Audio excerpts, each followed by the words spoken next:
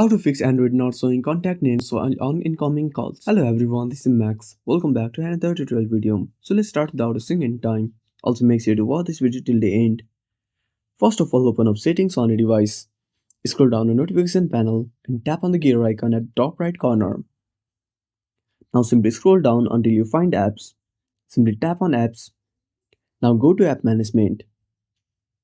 Now tap on the search bar. Now type phone. Now tap on phone. Now scroll down. Now tap on permissions. Again scroll down. Now find contacts. Tap on contacts. Now give the permission. Simply go back. Now tap on force stop.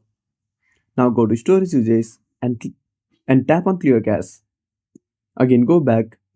Now restart your device. I hope this should fix your issue. And that's it. Thanks for watching. Make sure to subscribe our channel and hit the bell icon. See you in the next video.